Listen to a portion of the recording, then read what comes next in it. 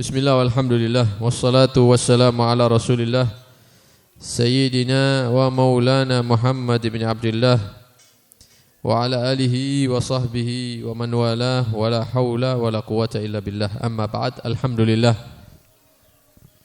kembali dipertemukan oleh Allah subhanahu wa ta'ala dalam majlis maulid, majlis ilmu. Mudah-mudahan dicatat sebagai amal yang diterima oleh Allah subhanahu wa ta'ala, mendapatkan pahala yang besar yang dilipat gandakan oleh Allah subhanahu wa ta'ala. Amin ya rabbal alamin. Hadirin hadirat rahimakumullah, meneruskan pembacaan kitab Bidayatul Hidayah karya Al-Imamul Ghazali rahimahullah. Terakhir yang kita bahas yaitu persiapan untuk mendekati waktu maghrib. Ini kemarin sudah kita bahas ini. Terakhir yang kita baca yaitu dianjurkan ketika matahari itu terbenam kita dalam keadaan membaca istighfar. Nah, kemudian ketika mendengarkan suara azan maghrib, maka zikirnya, istighfarnya, bacaannya dihentikan untuk mendengarkan azan. Kemudian azannya dijawab, fa'ajib, maka azan itu dijawab. Fa idza sami'tal adzan fa'ajib, maka jika kita mendengarkan azan maka istighfarnya berhenti dulu, kemudian menyibukkan diri dengan mendengarkan azan dan menjawab azan.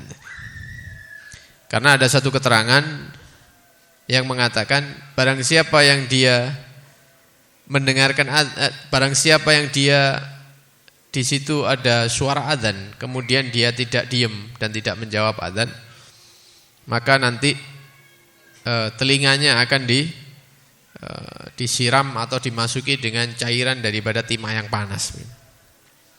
Itu yang pertama. Juga perkataan daripada sebagian ulama, sebagian orang-orang yang soleh, mereka menyatakan di antara penyebab orang itu mati dalam keadaan su'ul khotimah yaitu ketika mendengar suara azan dia ngomong sendiri. Dengar azan dia ngomong. Kebiasaan seperti itu. Ini bisa menyebabkan mati dalam keadaan su'ul khotimah, mati dalam keadaan buruk. Jadi didengar itu azan, dijawab wa qul ba'dahu, karena ini waktu maghrib ya, karena ini waktu maghrib. Ucapkan setelah adzan maghrib tadi itu, Allahumma ya Allah inni as'aluka, sesungguhnya aku meminta kepada engkau, inda ikbali lailika, ketika waktu malammu itu datang, wa idbari naharika, dan ketika waktu siang itu sudah berlalu, wa huduri salatika, dan ketika salat itu datang waktunya, wa aswati du'atika, dan ketika suara-suara panggilanmu, artinya suara-suara azan dikumandangkan. Apa yang diminta?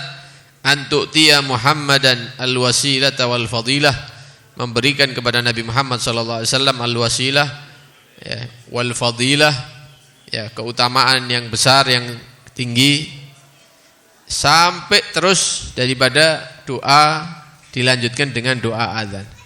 Wa darajatal aliyatur rafi'ah wa ba'dzul maqamam mahmudan alladhi wa'ata innaka la tukhliful mi'ad bi rahmatika, sampai akhir. Ada tambahannya berarti sedikit di depan. Ini yang kita baca kemarin. Kemudian setelah menjawab azan, tsumma shallil fardha ba'da jawabil iqamah.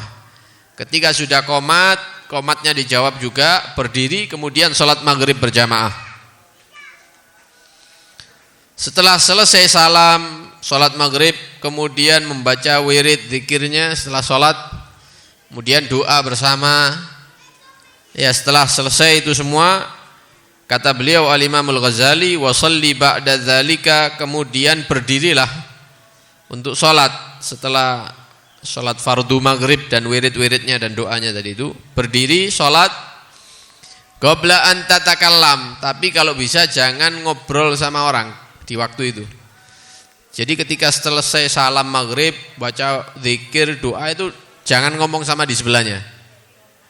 Ya, ditahan dulu sampai berdiri, kemudian melakukan sholat sunnah. Berapa yang dilakukan? Rakaataini, 2 rakaat. Fa innahuma ratibatul maghrib, karena 2 rakaat yang dilakukan ini termasuk sholat rawatib, sholat sunnah yang mengikuti fardu. 2 rakaat ba'diyatal maghrib, yang mana 2 rakaat ba'diyatal maghrib ini tidak pernah ditinggalkan oleh Nabi SAW, baik ketika beliau ada di kota maupun lagi di luar kota atau musafir.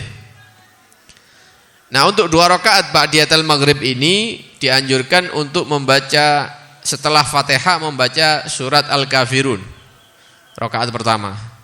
Rakaat kedua setelah Fatihah membaca Al-Ikhlas, sebagaimana kebiasaannya Nabi SAW.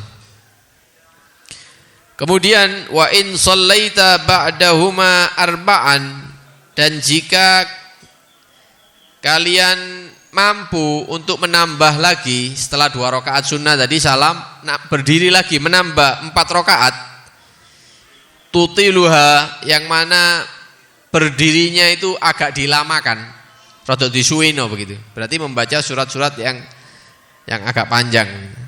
Tutiluha fahiya aidan sunnah, maka yang seperti ini juga termasuk sunnah.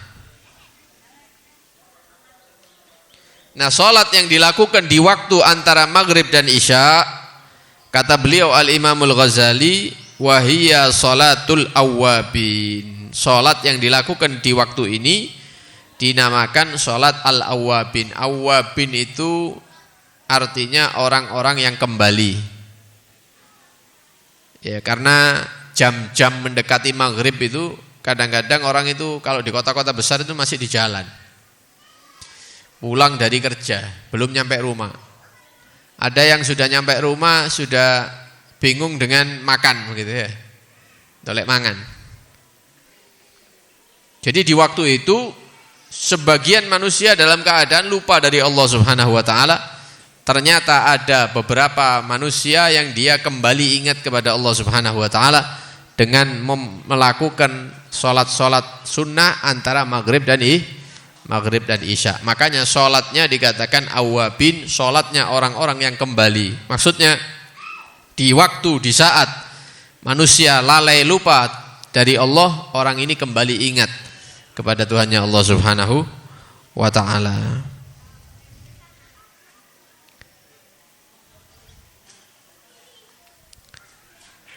Wa in amkanaka an tanwiyal i'tikaf ilal isya, dan bagi yang tidak ada kegiatan, tidak ada kesibukan antara maghrib dan isya, maka dianjurkan untuk niat i'tikaf mulai dia masuk untuk sholat maghrib disambung sampai isya.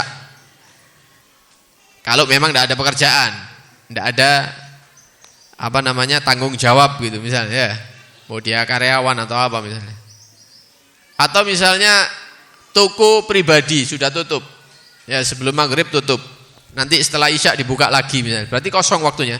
Nah, dianjurkan untuk iktikaf di masjid mulai maghrib sampai nanti sholat jamaah isya. Wa tuhyiya ma bainal isya'ain bisalah, tapi lek iktikaf antara maghrib dan isya aja turu. Ya, mentang-mentang kipasnya banter misalnya ya. Kemudian masjidnya tenang, tidak diganggu sampai anak-anaknya misalnya. Antara maghrib dan isya tidur di masjid. Waya adzan isya ditangeni, tangi adzan isya. Hari kono melayu misalnya nang jeding apa ini. Bukan itu yang dianjurkan. Ya, bukan untuk tidur waktunya. Tapi tuhyiya, kita menghidupkan ma bainal isya'ain, antara maghrib dan isya bisalah, dengan memperbanyak sholat. Seperti tadi itu ya, sholat ba'diyatal maghrib 2 rakaat, kemudian ditambah 2 rakaat lagi awabin, 2 rakaat lagi awabin, berarti jumlahnya 6. Lek saya ono kekosongan ya dibuat untuk ibadah-ibadah yang lain, baca Quran misalnya, membaca Yasin misalnya. Kalau masih ada waktu baca zikir-zikir, wirid-wirid, sholawat misalnya, atau rotib-rotib ya, Rotib-rotib yang dibaca di masjid-masjid, di musola dibaca sambil menunggu waktu Jadi antara maghrib dan isya dia iktikaf di masjid, tapi bukan tidur, tapi menghidupkan waktu itu dengan berbagai macam ibadah. Kenapa dianjurkan seperti itu bagi yang waktunya kosong? Faqad warada fi fadli dzalika ma la yuhsa. Banyak keterangan hadis dan kalam-kalam para sahabat, para ulama yang menjelaskan keutamaan orang yang menghidupkan antara maghrib dan isya dengan ibadah. Wahia nasyiatul lail, dan ini yang disebutkan di dalam Al-Quran dengan istilah nasyiatul lail. Di dalam Al-Quran itu ada ayat yang menyebutkan inna nasyiatul laili hiya asyaddu wat'au wa aqwamu qila wa aqwamu qila. Sebenarnya kalimat nasyiatul lail ini banyak tafsirnya. Ulama tafsir mengatakan apa nasyiatul lail? Sahabat-sahabat ditanya tentang nasyiatul lail. Ada yang menyatakan nasyiatul lail itu seluruh malam mulai awal sampai akhir itu namanya nasyiatul lail. Ada yang mengatakan nasyiatul lail itu kalau laki-laki dia tidur kemudian terbangun di malam hari, dia berdiri untuk sholat, itu namanya nasyiatul lail. Ada yang mengatakan nasyiatul lail itu mulai awal isya sampai subuh, itu namanya nasyiatul lail. Nah, beliau Al-Imam Al-Ghazali mengatakan nasyiatul lail di dalam Al-Quran itu yaitu ketika kita menghidupkan antara waktu maghrib dan isya dengan ibadah, bukan dengan tidur di masjid.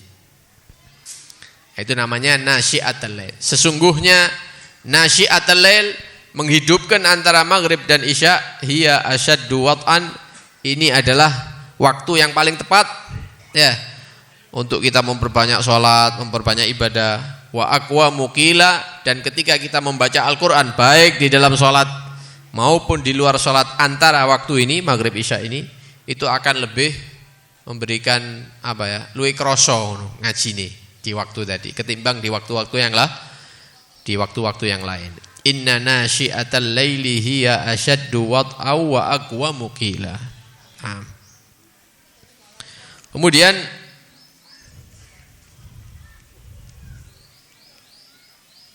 ada satu kisah antara seorang santri dan gurunya dan syekhnya.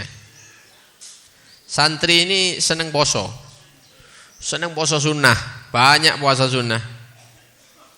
Cuman dia punya satu permasalahan. Akhirnya dia datang kepada syekh, kepada gurunya bertanya, wahai guru, saya mau bertanya, katanya. Ada apa? Permasalahan apa? Saya ini sering puasa.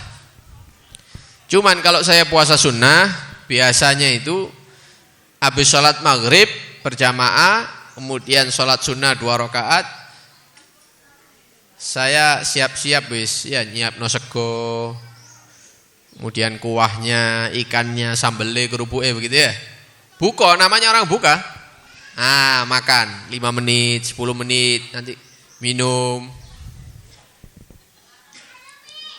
Nah, karena saya buka puasa, akhirnya antara waktu bainal maghrib wal isya, antara maghrib sampai isya, akhirnya untuk ibadahnya itu terkurangi begitu, karena bukonya tadi itu.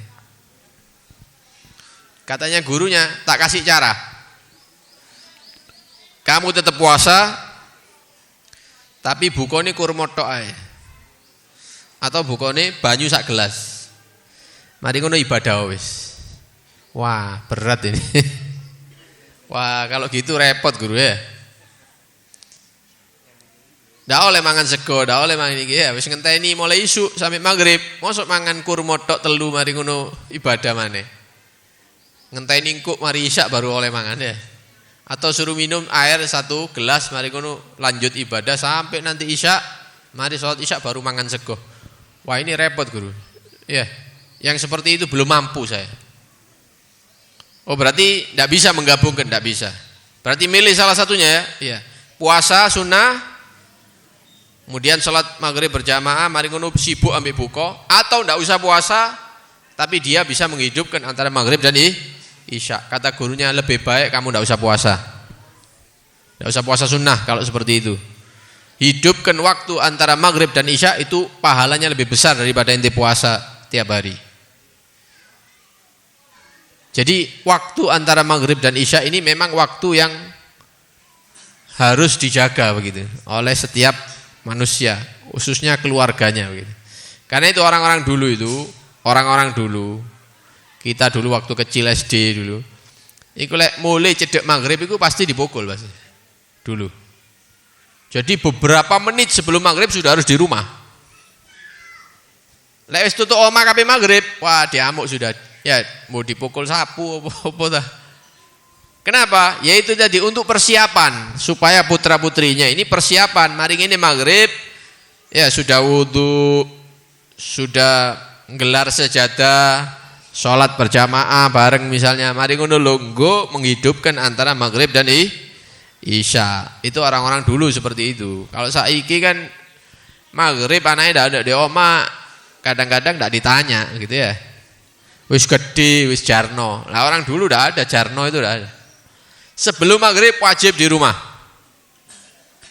Kalau melanggar dipukul atau tidak dikei duit sangu meni misalnya. Peraturan. Antara maghrib dan isya harus duduk dengan orang tuanya. Oleh karena itu kita saksikan orang-orang dulu iku akeh sing hafal Yasin, hafal Waqiah, hafal Tabarok, hafal Rotib Haddad. Kenapa? Karena duduk bareng mulai kecil sama orang tuanya, moco bareng-bareng. Duduk hafalan loh ya, bukan hafalan, tapi karena baca bareng-bareng itu akhirnya lama-lama hafal.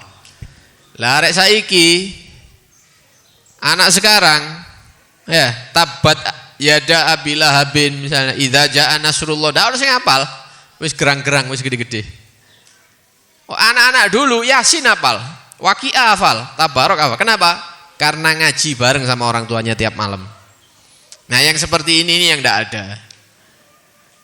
Yang seperti ini sudah tidak ada di zaman kita sekarang ini.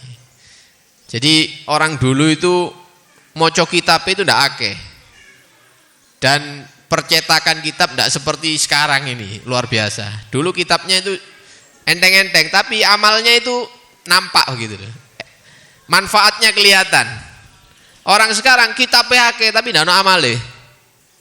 Anaknya diembong maghrib. Ya sudah umur sekian, umur belasan tahun tidak ada yang hafal Yasin. Kumpul tahlilan meneng tok, tidak hafal Yasin. Kenapa? Tidak dibiasakan. Apalagi surat-surat yang lain. Nah, oleh karena itu hal-hal yang baik yang dibiasakan oleh orang tua kita dulu itu kita jaga. Jangan sampai ya putra-putri kita tidak mengenal hal-hal seperti itu. Jadi dijaga, dilestarikan begitu. Ya, dibiasakan. Baik. Nah, selanjutnya kita akan baca 2 atau 3 hadis yang berkaitan dengan sholat sunnah antara maghrib dan isya.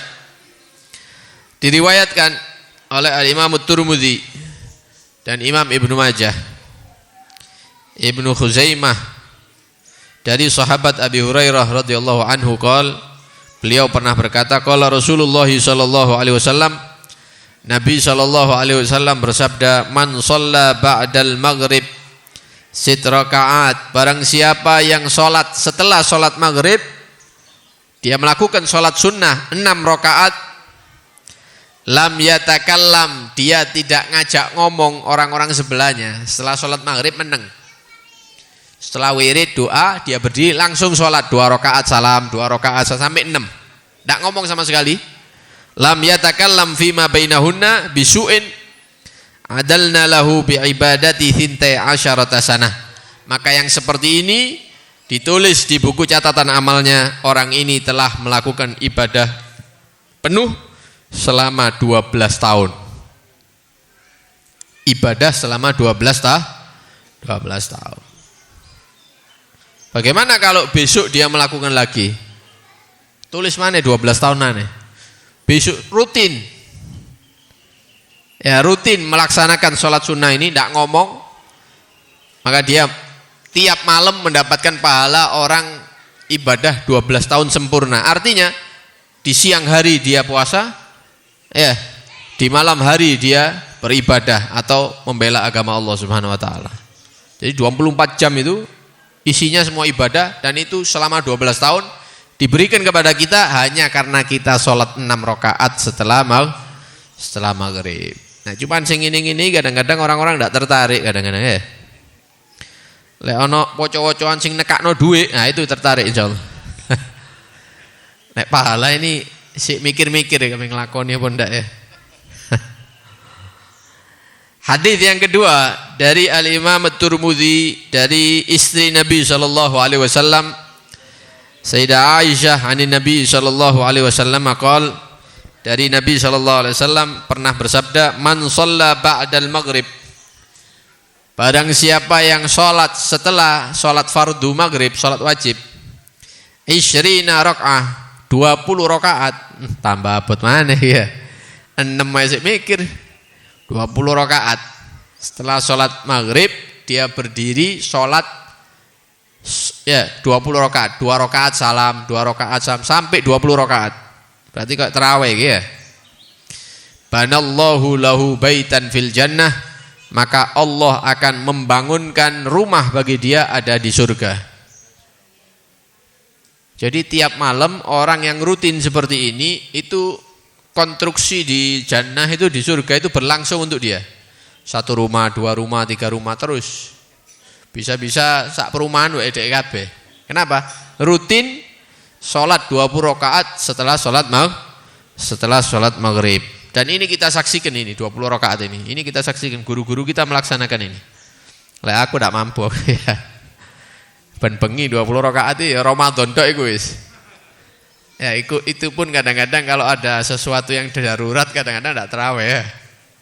Ini guru-guru kita ini luar biasa, rutin walaupun duduk Ramadan. Setelah sholat maghrib itu ya itu sholat 20 rakaat walaupun mereka itu puasa,